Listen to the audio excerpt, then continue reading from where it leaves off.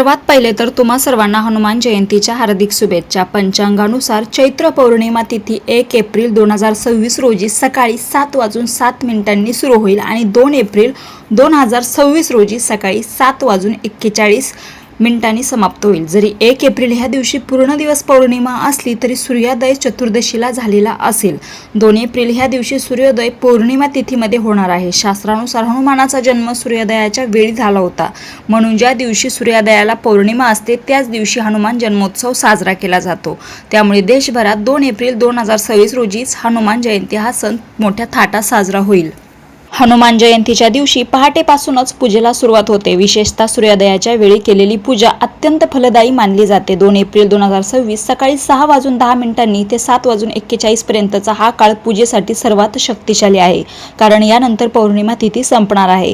दुपारी 12:12 ते 1:02 ह्या काळात ज्यांना सकाळी पूजा करणे शक्य नाही ते ह्या काळात सुंदरकांड किंवा हनुमान चालीसाचे पठण करू शकतात। सकाळी 6:13 ते 9:23 ह्या काळात केलेली भक्ती जीवनातील सर्व संकटे दूर करणारी ठरते। तुम्हाला जर ही माहिती किंवा हा टायमिंग लक्षात ठेवणं अवघड वाटत असेल तर तुम्ही स्क्रीनशॉट मारू शकता किंवा व्हिडिओ सेव्ह करू शकता, लाईक करून ठेवू शकता, जेणेकरून तुम्हाला एक्झॅक्ट टायमिंग काय आहे ते जेव्हा गरज असेल तेव्हा बघता येईल। 2 एप्रिल रोजी सकाळी लवकर उठून स्नान करावे आणि लाल किंवा पिवळे वस्त्र परिधान करावे। हनुमानासमोर बसून व्रताचा संकल्प करावा। आपल्या देवघरामध्ये हनुमंतरायाचा फोटो किंवा प्रतिमा असेल तर अतिउत्तम, नाही तर तुम्ही एखाद्या जवळच्या मंदिरात जाऊन पण हा व्रताचा संकल्प करू शकता। यासाठी नैवेद्य तुम्हाला हनुमानाला बुंदीचे लाडू, चिरोटा किंवा शेंदूर अर्पण करणे अत्यंत शुभ मानले जाते।